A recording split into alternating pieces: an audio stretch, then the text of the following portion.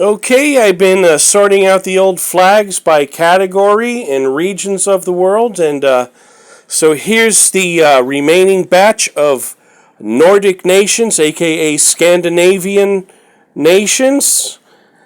Or, and So here's the neighbor to my Svenska mormor's old homeland.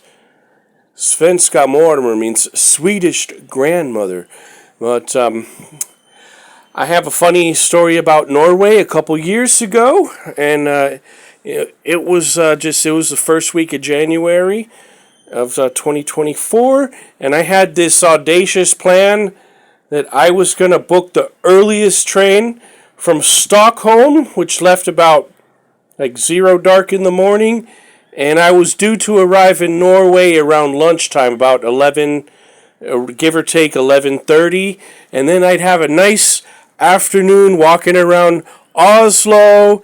Maybe I'll get some souvenirs to decorate my office when I get home. So I had this nice plan that I was going to have a nice afternoon in Norway. But unfortunately, the express train from Stockholm to Oslo broke down in the tunnel. We were just barely outside of Stockholm, and we were stranded for 2 hours.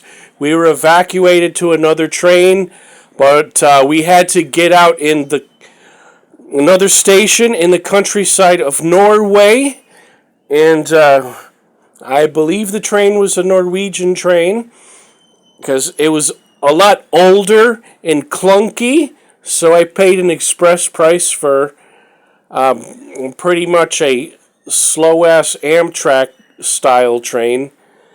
Even that's better than Amtrak. Another side note, but I didn't get into Norway until about 4:30, about around give or take 4:30 in the afternoon. And if you've been in Northern Europe in the dead of winter, it's already dark outside. Forget the sunshine. Your sunshine in Oslo is gone, and it was a little disheartening. But I was kind of glad that I finally made the bucket list of Norway, even though it was a really abbreviated trip, and because I had a flight the next morning going to Belgium. But then when that comes around next time, just in case, I'm going to book 2 to 3 nights in Norway so I can walk around and really see the country. And I don't speak Norwegian, if you're wondering. My hands are full with Swedish, but the languages are similar, where I can kind of key in on the sign or a Norwegian newspaper or magazine. I like hearing Norwegian being spoken, but I'm not deliberately trying to learn Norwegian. And so hopefully the next go I'll have a good trip, and maybe I'll bring back some cool stuff from Norway, besides a beanie with the Norwegian flag. But, I learned my lesson, so I'll know better next time. And at least the next time around I'll actually, have a good sense of where things are in Norway by, Oslo Central. And, that's that. But I got to meet some people at the cheap hotel I was staying, and the guy at the counter in Oslo at Express Hotel. I mean, his English was so clear. He could have told me he was American or Canadian. I would have believed him. He sounded like, somebody from the upper Midwest away from the city. And I kind of told him about what I was doing in Sweden, and then some things in Norway. Maybe I'll get some brown cheese. That's a Norwegian specialty. And knäckebröd med sill. That's, cracker bread with herring. And that's gross to a lot of them. And I want to get a bunch of candy from Scandinavia, but it's gross to a lot of Americans. But I'm on a tangent on one flag. So there's Norway. It was independent from Sweden in 1905, I believe, and for a long time it was under the Danish crown. So if you take that blue cross away, it would be the Danish flag. So Det finns norska flagga. Who knows? Maybe I'll go up as far as Trondheim. There's like so many places I want to go, but I don't, have the budget of Bruce Wayne to go to them all. But if I suddenly fell into some wealth, like some millions or something, yeah, I would go all over the place, all over Europe. And this is another one. This is a semi-autonomous country. This is the Faroe Islands flag. It looks like a reverse Icelandic flag. And I don't speak Faroe. They're under the federal jurisdiction of Denmark, but they have their own local language, which is Faroese, and they call it Faroe. And there's a band from the Faroe Islands that I liked for a while called Tyr, named after the Viking god of war. And I still like their Faroese songs, but they don't do as many Faroese or Icelandic or Danish songs like they used to.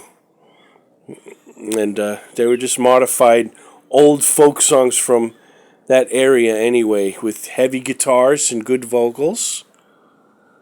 Faroese. So if you wanted to take like a bucket list trip in Scandinavia, going to and from Denmark, you could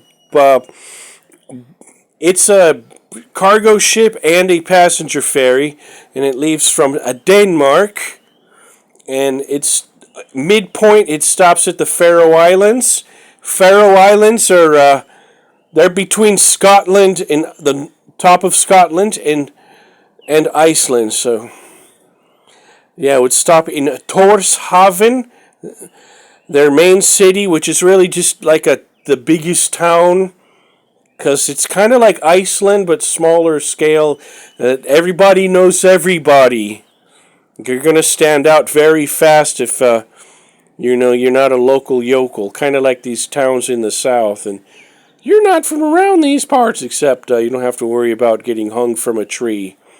No Mississippi burning there.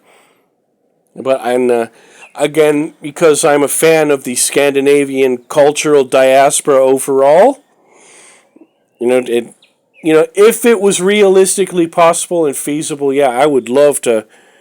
Even just a little stopover, on like that ship that I talked about. It stops for give or take around 4 hours, so you have time to walk around and better get back to the boat before it takes off, and then excuse me, mate. And then the final leg is in Seyðisfjörður, Iceland. Yeah, the coast. You get off in the coastal town of Seyðisfjörður, if I pronounce that right. I might be saying it with a Swedish accent. Seyðisfjörður, Iceland. And here it is. Here's the last but not least. I saved the best for last, and this is Iceland.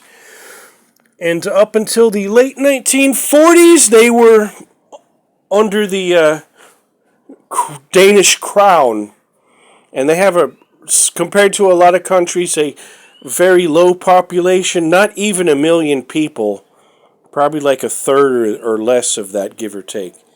And anyway, anybody of that heritage or in Iceland, from Iceland, or Scandinavia in general, if you want to correct anything I say, as long as there's no bullying, go right ahead. So here's their variation, kind of like a reverse Norwegian flag, or a reverse Faroese flag. Iceland.